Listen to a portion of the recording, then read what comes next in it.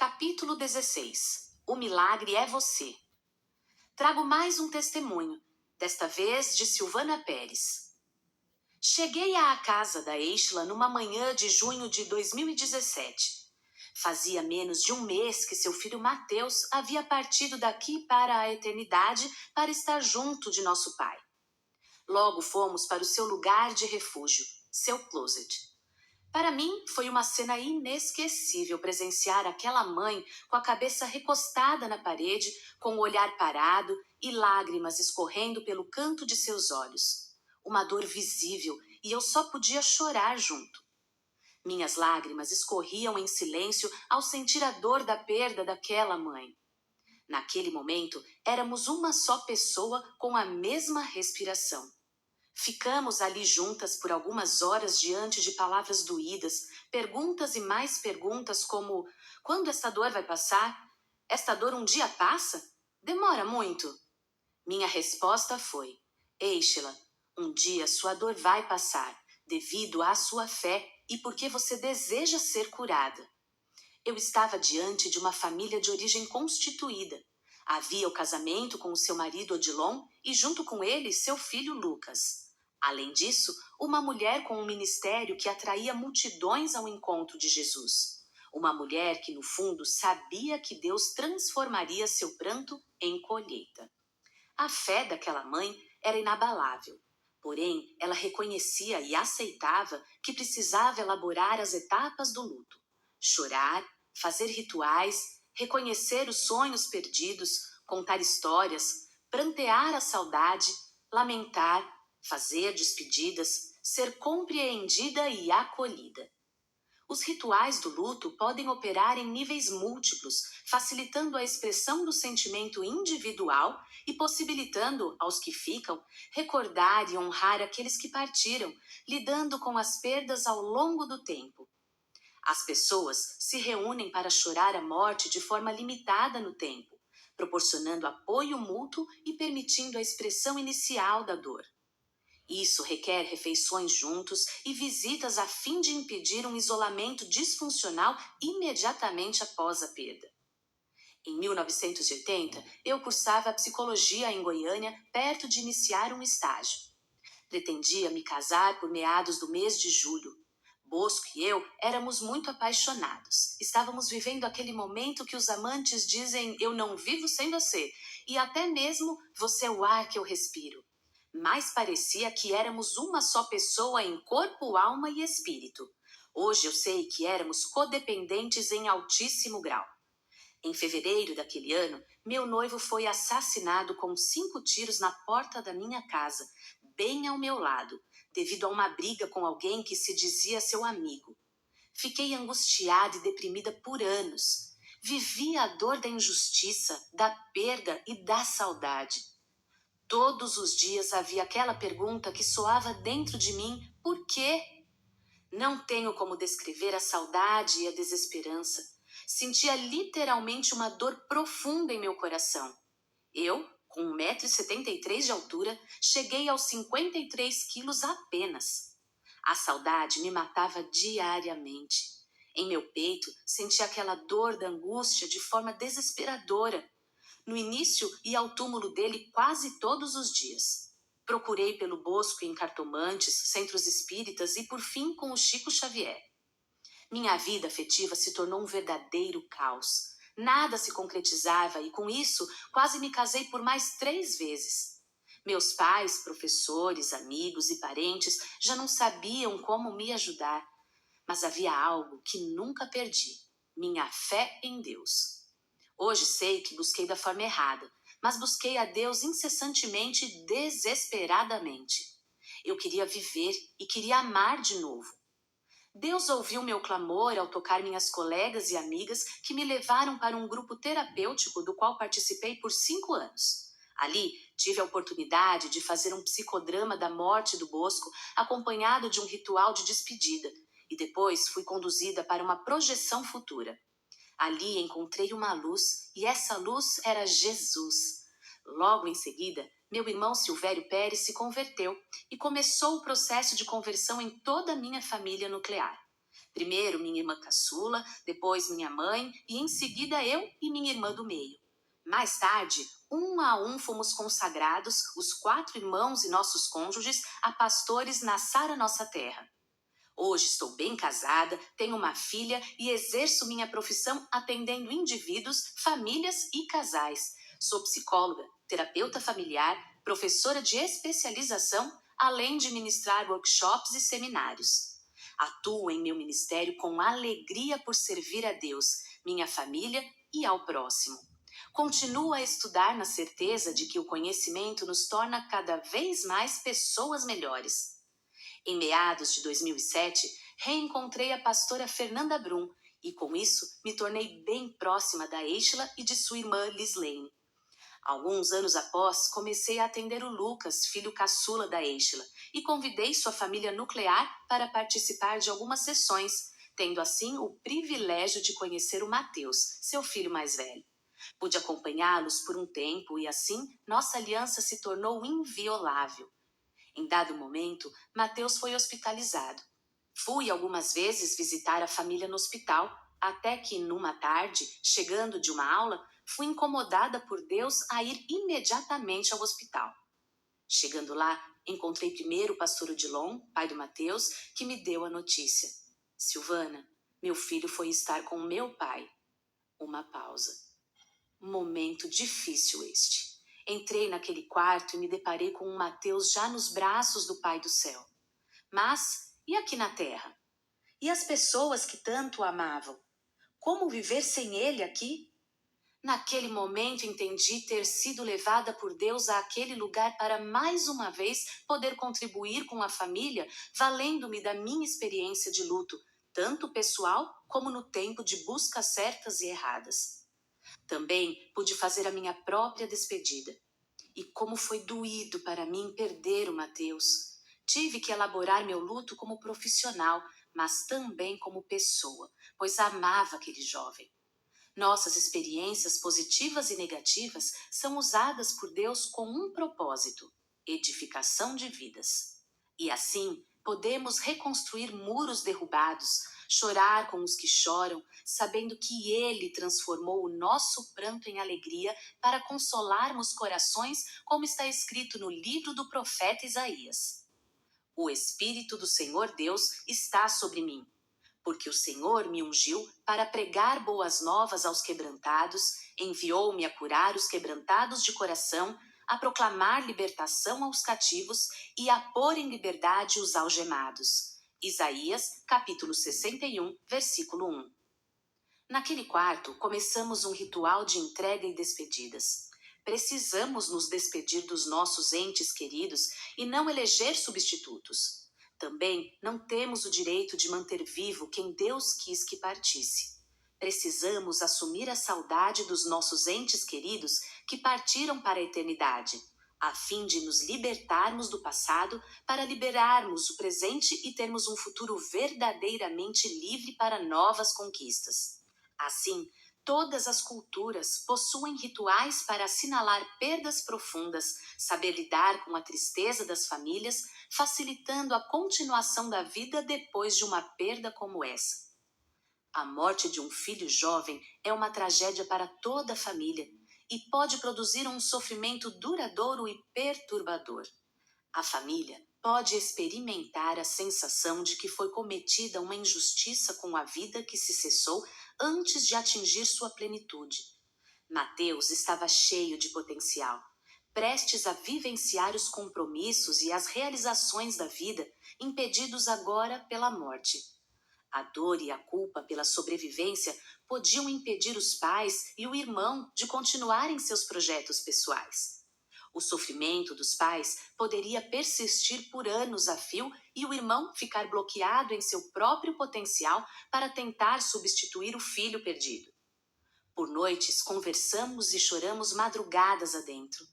Cartas foram escritas, o passo a passo do luto foi sendo vivenciado, aumentando a possibilidade de realinhar relacionamentos e redistribuir as funções e papéis de forma a compensar a perda que modifica a estrutura familiar e geralmente requer a organização ao longo do tempo, com a abordagem da morte em suas consequências. Dessa forma, as famílias precisam estar em equilíbrio ou em harmonia com seu passado, não em uma luta para recapturá-lo, escapar dele ou esquecê-lo.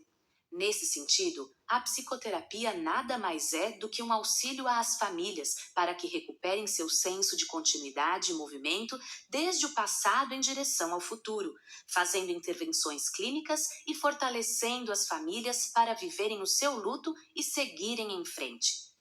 Com toda a nossa convivência e experiência, hoje Estela é uma grande amiga. Possuímos um vínculo, uma aliança, e vínculos nunca acabam. As circunstâncias podem nos deixar distantes fisicamente por algum momento em nossos relacionamentos, mas nosso vínculo é maior do que qualquer circunstância por ser eterno. Finalizo dizendo que Deus separou a Estela para abençoar pessoas, edificar vidas e contribuir para a superação da dor. Com carinho, Silvana Pérez de Almeida. O milagre é a Silvana. O milagre é você. Escutei essa frase de Deus no pior momento da minha vida, dentro do hospital, em uma unidade de tratamento intensivo ao lado do meu filho primogênito, meu filho tão amado, o filho do meu ventre e do meu amor. Foram quase 2 semanas clamando, orando, jejuando em unidade com a Igreja do Deus Vivo espalhada pela terra, mas a resposta das nossas orações pareceu não combinar com o desejo dos nossos corações.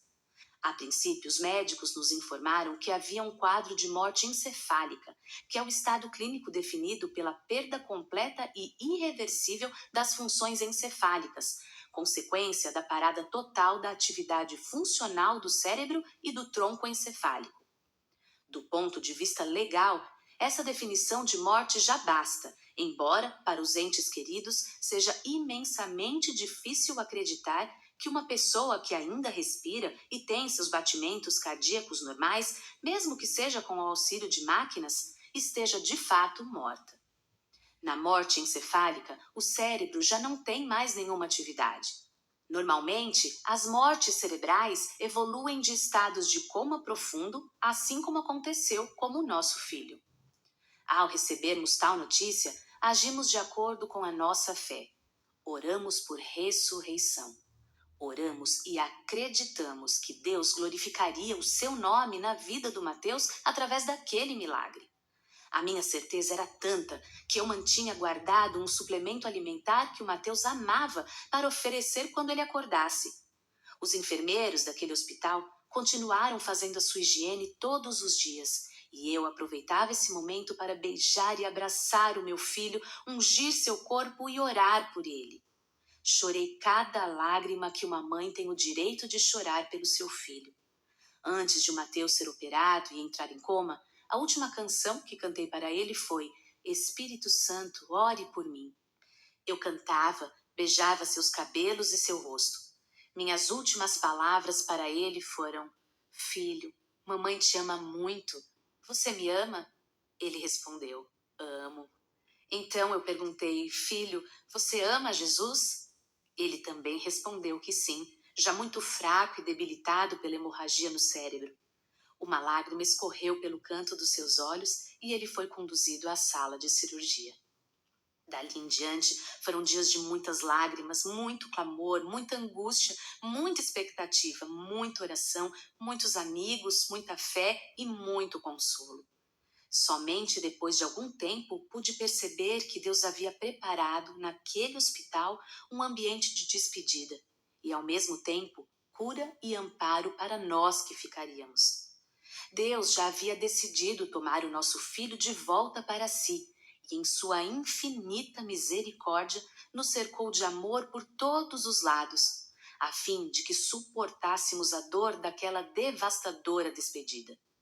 Na noite anterior ao dia 14 de junho, havíamos feito a nossa oração de entrega. Eu e o meu marido decidimos não dormir no hospital pela primeira vez desde que ele havia sido internado.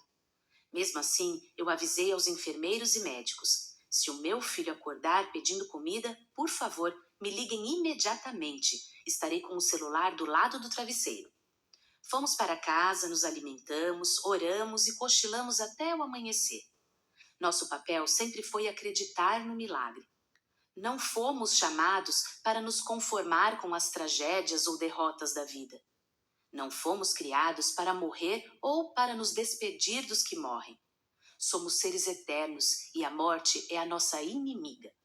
A minha mãe tinha sonhado com o meu filho se soltando de todos os aparelhos que o monitoravam, levantando-se da cama do hospital e pedindo comida. Ela acordou, dormiu de novo e sonhou o mesmo sonho. No dia seguinte, ela decidiu que queria ir ao hospital porque tinha certeza de que o meu filho se levantaria daquele leito, pediria comida e voltaria ao nosso convívio, curado e feliz. Logo compreendemos que o sonho da minha mãe não era sobre a vida do Mateus aqui, mas sobre a vida eterna, livre da meningite, livre das convulsões e livre daqueles fios dos aparelhos hospitalares. Meu filho finalmente ficou livre, levantou-se daquele leito, não para nós, mas para Deus. Isto afirmo, irmãos, que a carne e o sangue não podem herdar o reino de Deus, nem a corrupção herdar a incorrupção. Eis que vos digo um mistério. Nem todos dormiremos, mas transformados seremos todos, num momento, num abrir e fechar de olhos, ao ressoar da última trombeta. A trombeta soará, os mortos ressuscitarão incorruptíveis e nós seremos transformados. Porque é necessário que este corpo corruptível se revista da incorruptibilidade e que o corpo mortal se revista da imortalidade. E quando este corpo corruptível se revestir de incorruptibilidade e o que é mortal se revestir de imortalidade, então se cumprirá a palavra que está escrita. Tragada foi a morte pela vitória. Onde está, ó morte, a tua vitória? Onde está, ó morte, o teu aguilhão? O aguilhão da morte é o pecado, e a força do pecado é a lei.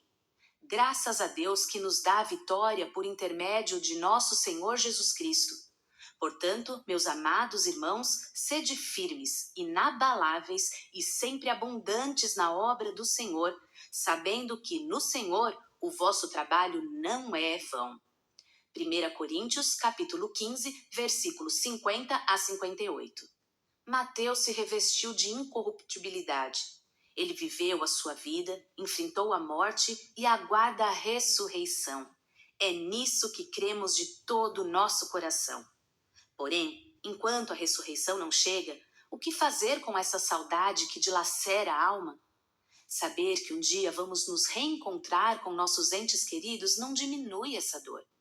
Ah, a saudade! Descobri, inclusive, que ela não passa. O que passa é a nossa fragilidade diante dela. Nós nos tornamos resistentes, persistentes e resilientes quando a submetemos a Deus. Nesse período, ouvimos muitos palpites, até mesmo de amigos bem-intencionados. Em momentos tão insuportáveis como o luto, o que menos precisamos é de um palpite. Explicações do tipo, foi melhor assim, ou Deus poupou você de um sofrimento maior, nunca são adequadas. Enquanto os amigos de Jó ficaram diante dele em silêncio, respeitando a sua dor e as suas perdas, eles foram muito mais úteis do que quando resolveram abrir a boca e expressar opiniões que não condiziam com a realidade. O pior de tudo é quando essas opiniões vêm empacotadas em profecias, que na verdade não servem para edificar, nem consolar e muito menos exortar, mas ferem, machucam e confundem ainda mais aqueles que já estão debaixo de um sofrimento insuportável. Sentaram-se com ele na terra 7 dias e 7 noites, e nenhum lhe dizia palavra alguma, pois viam que a dor era muito grande. Jó, capítulo 2, versículo 13. Muitas vezes, tudo o que se espera de um amigo na hora da dor é que ele simplesmente esteja presente. Abraços são muito mais bem-vindos que palavras. Um copo d'água é muito mais útil do que uma explicação, principalmente diante de um mistério tão inexplicável como a partida de um jovem na mais linda etapa de sua vida. Nesse momento, quem se dispõe a ajudar precisa ser muito mais ouvido do que boca. Precisa estar disposto a estar presente sem ser visto, porque a saudade é o único hóspede, mesmo que indesejado, que ocupa todos os espaços da casa. Por algum tempo, ela foi o centro absoluto de todas as nossas atenções. Para onde quer que olhássemos, havia lembranças e lágrimas, muitas lágrimas. Vem reconstruir os meus pedaços, tu és o oleiro e eu sou o vaso. Quem sou eu para questionar se tu queres me quebrar? Se retiras o meu ar, eu nem posso respirar. Então eu oro, eu choro aos teus pés. Então me prostro e te adoro, porque eu sei que és meu Salvador, meu Senhor. Criador, tua presença é a licença que eu tenho para a vida. Consolador, Redentor, ninguém pode impedir teus planos. Autor da minha fé, dono do fôlego que me mantém de pé. Sopra, Espírito de vida, vem e sopra. Sobre a minha casa, vem e sopra. Sobre as famílias, vem e sopra. Sobre a igreja, vem e sopra. Sobre os que não querem mais viver. Sopra sobre os que acabam de nascer. Sopra sobre os enlutados e feridos. Sobre os enfermos e oprimidos. Vem e sopra. Sopra, sopra. Eichla, licença para a vida. Escrevi essa canção 2 dias após o enterro do meu filho, ainda hospedada com a minha família na casa dos amigos José, Marli e Sara Nader, sem coragem de entrar na nossa própria casa e encarar de frente o vazio deixado pela partida do Mateus. Louvamos a Deus por essa família que sempre nos abraçou nos momentos de maior dificuldade em nossa vida. Lembro que foi ali que recebi o telefonema da minha amada amiga Bispa Sônia Hernandes, que me aconselhou a não permitir que a morte levasse mais nada além daquilo que Deus havia autorizado. A morte não deveria levar meu casamento, meu filho Lucas, minha saúde, meus sonhos, minha alegria e muito menos minha fé. Aquela palavra foi o meu combustível durante os dias seguintes, aqueles tão terríveis e inevitáveis dias que eu, meu marido, meu filho, meus pais e irmãos, infelizmente viveríamos. Dias de encarar e aceitar o fato de que haveria um futuro sem o Mateus, pelo menos deste lado da eternidade. Antes de voltarmos para casa, onde teríamos que encarar a ausência do Mateus, decidir o que fazer com seus pertences e assumir a nossa rotina de vida mesmo diante de tamanha dor, o Senhor me fez lembrar da palavra de consolo que ele soprou no meu ouvido dentro do hospital, após eu ter orado pela ressurreição do meu filho, sabendo do seu quadro de morte encefálica. Diante da possibilidade da partida, lembro-me claramente do que eu disse para Deus, ainda olhando para o Mateus. Deus, ressuscita o meu filho. Se ele morrer, eu não vou suportar. Nesse caso, o Senhor vai ter que me ressuscitar. Nunca mais vou conseguir sorrir, cantar, compor, nem mesmo respirar. Acho melhor o Senhor me levar, porque a vida de uma mãe que enterra o seu filho não tem sentido. Jamais vou me recuperar. Essas foram algumas das palavras que usei para descrever a Deus a gravidade da minha dor. É muito importante entendermos que quando somos sinceras com Deus a respeito da nossa dor, nós não estamos fazendo-lhe o favor de explicar o quanto nosso problema é grave, mas estamos concedendo a nós mesmos a chance de nos expressarmos e, portanto, escutarmos o que se passa em nosso interior, a fim de que sejamos curados. Não foi Freud quem inventou a cura através da terapia da palavra, foi Deus. Diante daquele quadro de dor, imersa em minhas lágrimas e completamente sem perspectiva de um futuro feliz sem o meu filho, ouvi a voz de Deus me dizer: filha, dessa vez o milagre é você. Eu insisti em meu argumento dizendo: Deus, não faz diferença alguma para ti ressuscitar um filho ou uma mãe. Eu vou morrer. Por favor, ressuscita o meu filho para mim. Mais uma vez, senti fortemente em meu coração a confirmação daquilo que eu já sabia, mas não queria admitir. Dessa vez, eu seria o milagre, não o Mateus. Às vezes, o milagre é quem Deus cura, quem Deus ressuscita. Porém, algumas vezes, o milagre é quem fica.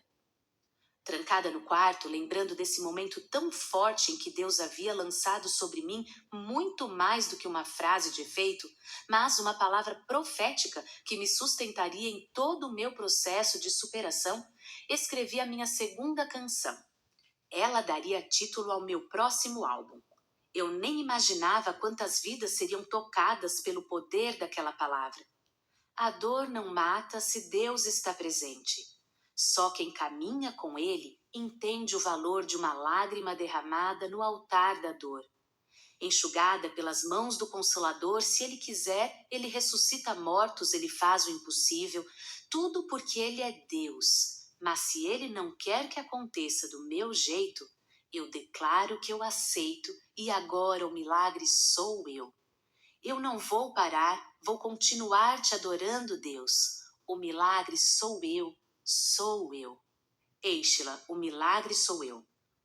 A despeito de toda a minha dor, Deus estava presente, trazendo inspiração, ressignificando a tragédia, curando a minha ferida com novas canções, como Ele sempre havia feito. Eu não podia guardar somente para mim aquele momento tão precioso. Então chamei o meu marido, meu filho Lucas e meus amigos, cantei para eles aquelas canções, oramos, adoramos a Deus juntos e percebemos que havia chegado o momento de voltarmos para casa. A triste realidade é que muitos não avançam até que seja insuportável a dor de permanecerem onde estão. Péteres caseiro.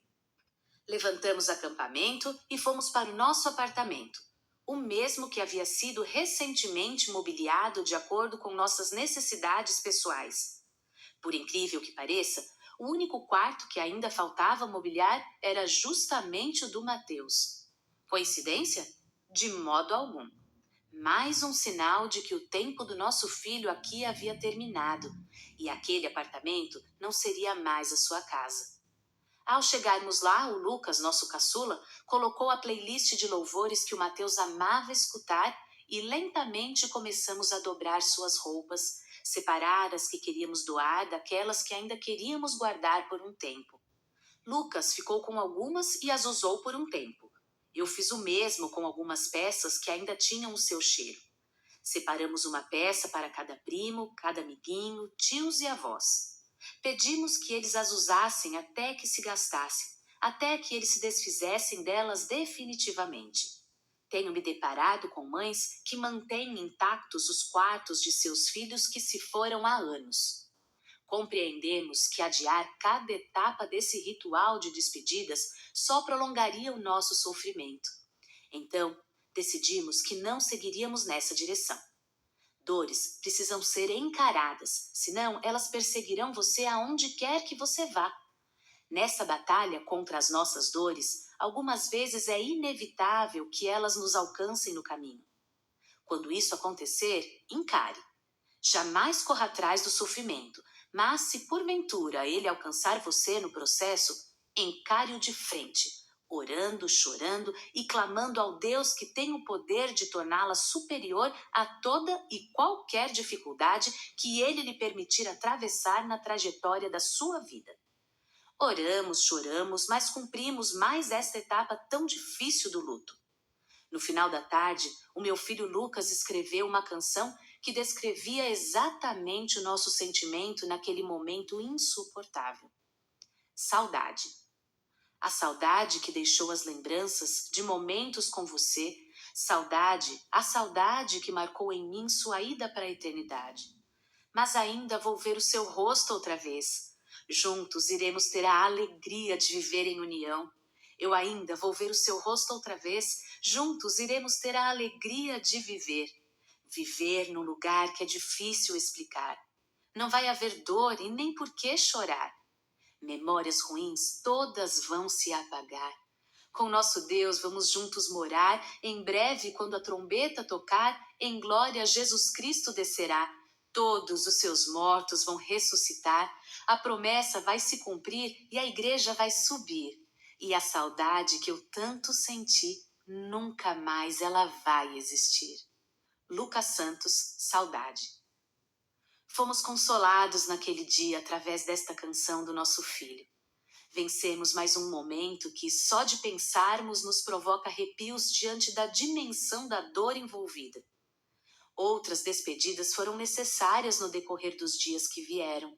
Tive que me despedir, por exemplo, dos áudios no WhatsApp com a voz do meu filho me pedindo as coisas no hospital. Meu marido orou e me desligou daquela prática que só me trazia mais sofrimento. Enfrentar aquele momento sem a presença de Deus estava completamente fora de cogitação. Comecei então a minha batalha por sobrevivência através de uma busca intensa por palavras de consolo. Eu queria estar perto de gente que havia superado alguma dor e havia vencido. Queria ouvir suas histórias de superação. Eu marcava no relógio o tempo de oração que eu desejava passar trancada em meu quarto e pedia que ninguém me importunasse. Eu tinha o meu quarto de guerra e era no meu closet, como a doutora Silvana já revelou. Havia manhãs nas quais eu escutava ininterruptamente de 3 a 4 mensagens consecutivas, já que a fé vem pelo ouvir, e ouvir mais especificamente a palavra de Deus. Eu me submeti a sessões de terapia, como a própria doutora Silvana já revelou no início deste capítulo. Ela teve um papel relevante nesse processo. Como eu louvo a Deus por sua vida! Outra ferramenta poderosa que Deus usou para nos curar foram os nossos amigos. Decidimos não nos isolar. Deus convocou um exército de amigos para nos ajudar a superar aquele momento. Também decidimos continuar frequentando a igreja, congregando com os irmãos, fazendo uso da maior de todas as armas que tínhamos à nossa disposição, a nossa fé. Assim é que a fé vem pelo ouvir o evangelho a respeito de Cristo. Romanos, capítulo 10, versículo 17. Eu tinha duas opções: me apegar à dor ou me apegar a Deus através da minha fé. Em momentos assim, quando tudo perde o sentido e parece que a vida jamais vai recuperar a sua cor original, somente a fé pode nos manter. Eis o soberbo, sua alma não é reta nele, mas o justo viverá pela sua fé. Abacuque, capítulo 2, versículo 4. Gosto muito da nova versão bíblica da editora Agnus, que diz: anote isso. Os homens perversos confiam em si mesmos. Seus desejos não são bons e acabam fracassando. O justo, porém, confia em mim e viverá. Enquanto eu pensava que seria uma morta-viva, vivendo pela metade, não mais que sobrevivendo sobre a face da terra, quis morrer. Porém, quando descobri que o milagre era eu, desejei viver. Através dessa revelação, Deus me apresentou uma nova proposta de vida e eu aceitei. Porém, eu sabia que essa vida plena somente seria possível debaixo da total dependência de Deus. O justo viverá pela fé. Foi a resposta de Deus ao profeta Abacuque após escutar o seu desabafo e a sua oração de descontentamento. Abacuque, cujo nome significa abraço, foi abraçado pela verdade de que as nossas orações nem sempre obtêm as respostas mais desejadas, mas sempre serão ouvidas por esse Deus que não perde 1 milímetro do controle de nossa vida, mesmo que ele nem sempre haja de acordo com as nossas expectativas. Ó Senhor, quanto tempo ainda vou ter de pedir ajuda antes que o Senhor me ouça? Eu grito ao Senhor, mas é em vão. Não recebo resposta. Socorro! Violência! É o meu grito, mas ninguém aparece para socorrer. Abacuque, capítulo 1, versículo 2. Judá estava cercada, o povo de Deus sitiado, e Deus parecia não se importar. Diferentemente dos demais profetas, Abacuque não se levanta para profetizar a um rei ou uma nação, mas ousa registrar o seu diálogo de indignação com o próprio Deus. Deus não se ofende com o seu desabafo, porém sua resposta não foi exatamente aquela que Abacuque esperava.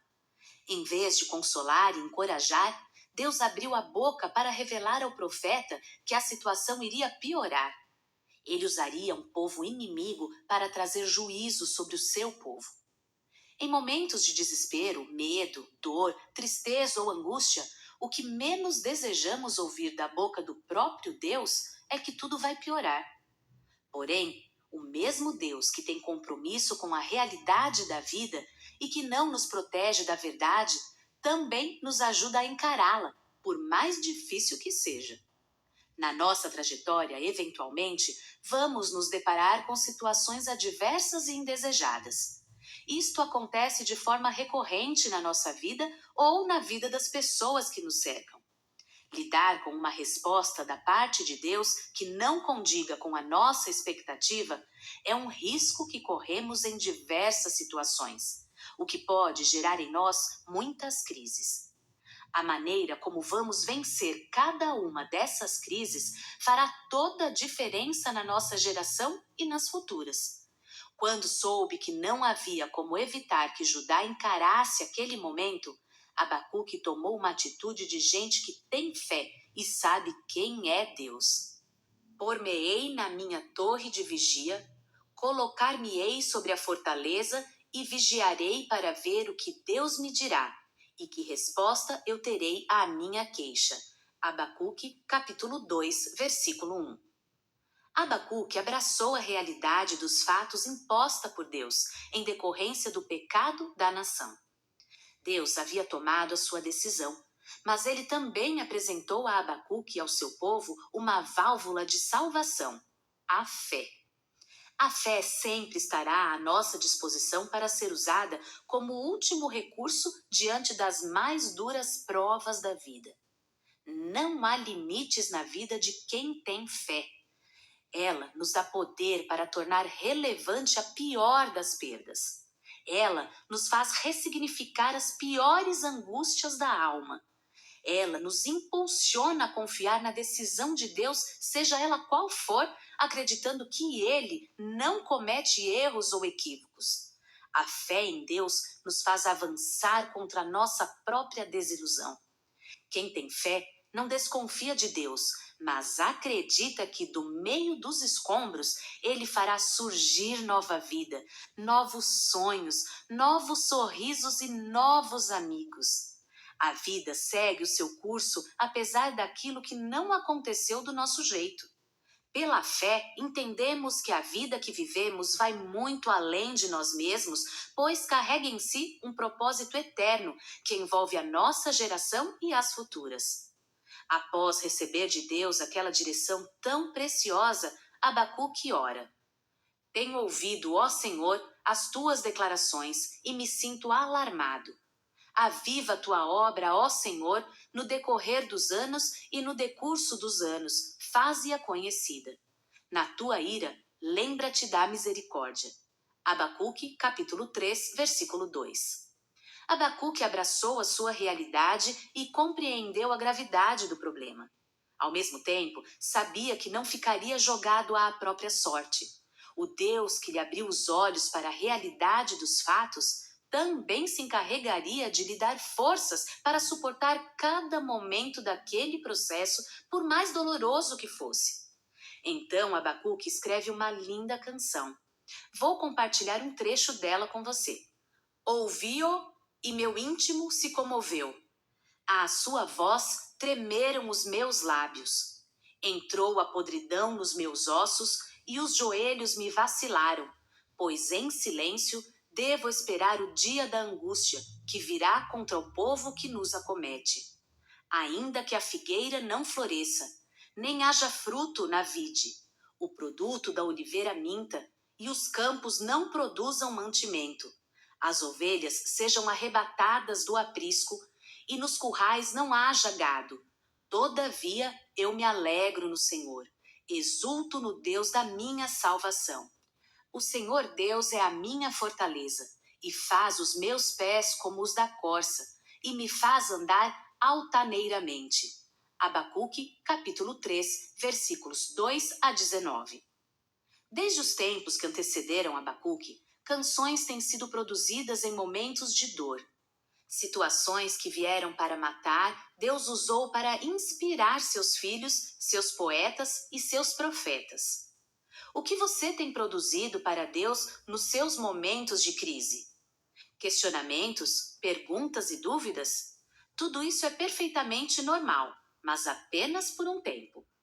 Quem fica eternamente preso ao tempo dos questionamentos jamais terá autoridade para se mover ao próximo capítulo da sua própria vida. A nossa vida é como um livro que pode vir com poucas ou muitas páginas. Porém, seja essa vida um livreto que se pode ler em poucas horas ou uma enciclopédia que se lê de forma lenta e paulatina, sua leitura deve ser fácil e agradável.